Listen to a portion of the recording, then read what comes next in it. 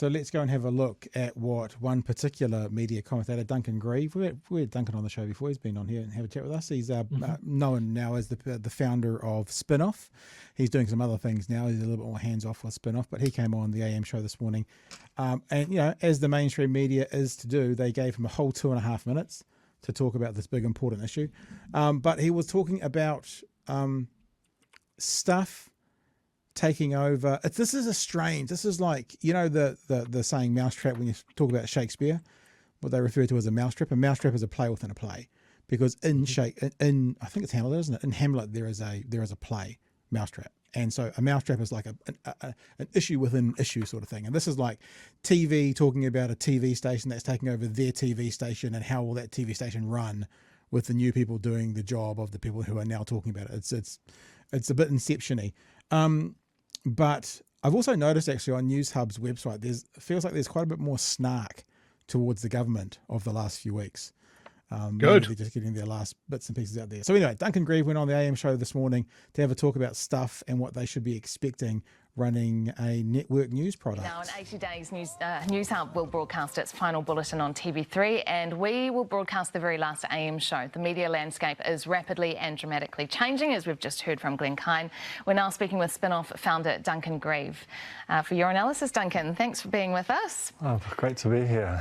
We are hearing that the Stuff product at 6 o'clock is not necessarily going to be considered as entering the TV market. So do you think we'll see something quite different, and do you think that that is where news has to go to be commercially affordable?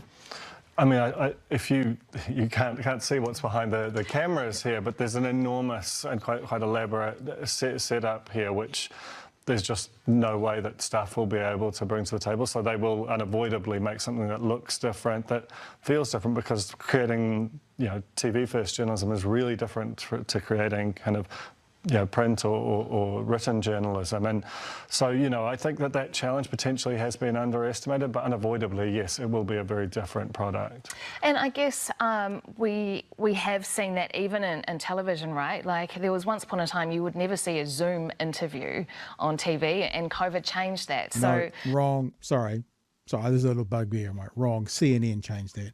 CNN started doing things on Skype well before COVID, and it was CNN going to Skype that gave permission to everybody else to start doing it. It was just increased over COVID, obviously, with Zoom. Yeah. So things have changed. There are definite positives within this news in terms of journalists that Stuff have in the regions. Do you think that could potentially be, you know, I guess very... That's an interesting point. Hamish down here in Dunedin, they've got access to local journos already. I wonder if that can add to the 6 p.m. show. Interesting thoughts.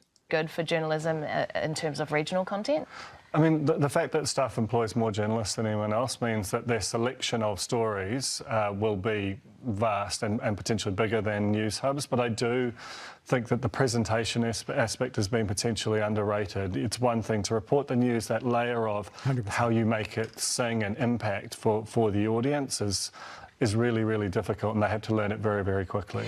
And what does this mean for the plurality of media? Because although we're retaining news on the same platform, on TV3 at 6 p.m, the number of journalists is still shrinking, right?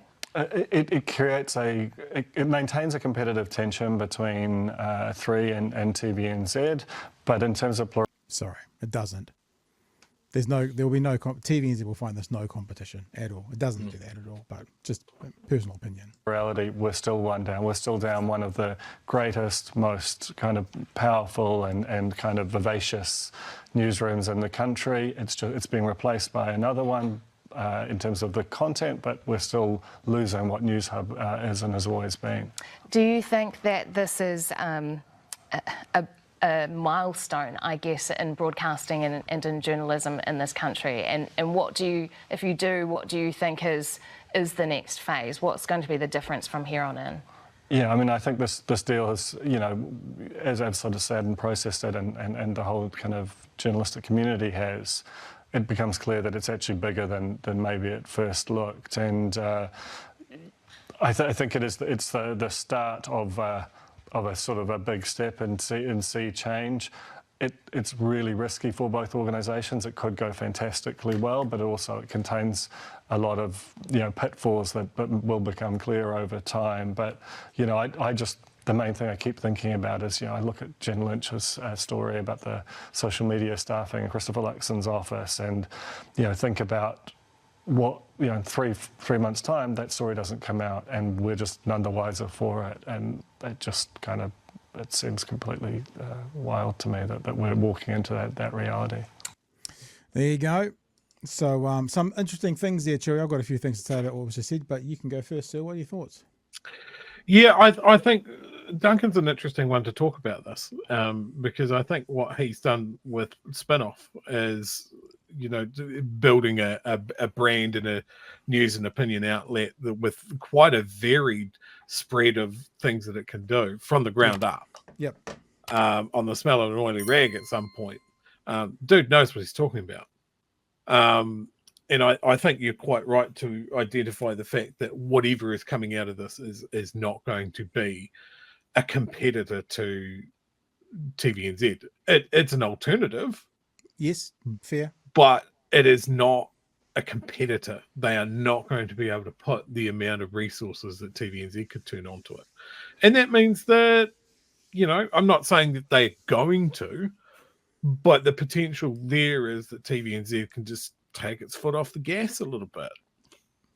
Just cruise a little bit. They don't have to try and scoop the opposition because they've got more people, more resources. Interesting hearing Duncan talk about that story to do with the 7 social media appointments in Luxon's office. Now, that says to me, if Duncan's particularly mentioning that story is actually bigger than maybe many are saying. It's got some teeth in it. And yeah, what you'll probably find, like what we do, we respond to news. We don't very often make the news. We do investigate from time to time. We do bring our own aspects of it. We do connect dots that others aren't connecting, but primarily we're responding to news that's been, we're responding to the news of the day, but we're doing it using other people's resources. Now, that doesn't cost 3/5 of fuck all to do, as you can see by us sitting here doing this right now. But I'm really fascinated. Glenn Kai is the representative from Warner Brothers Discovery. And obviously this was a statement from the interview before, which I haven't seen. But Melissa was saying that Stuff is not considering, whatever the word is, of my handwriting, as entering the TV market. They're not entering the TV market. That's what they think. It's like, yes, you are. I don't know why this has kept on being said. You're going on linear television. You're going on a television network. You are entering the TV market. And I don't know why they're trying to sell it like they're not, unless they can already see the pitfalls and they're trying to mitigate them by being able to then plausibly deny, well, we told you we were never getting to the TV market. That's why we're only using 4K cameras, or that's why we've got a different sort of a set and we don't have all because we're not doing TV. You are doing TV. You just have to figure out how to do it on a budget. Like, let's just figure out how to do it on a budget that they've been allotted. And also be something that, this is going to be the hard thing. I've said this numerous times. We said it last night. Just getting a television program and slapping it on the internet doesn't make it digital. Just getting a digital product like this and slapping it on the TV doesn't make linear television. It's different. And trying to find that balance is going to be the thing that's most difficult for them, I think.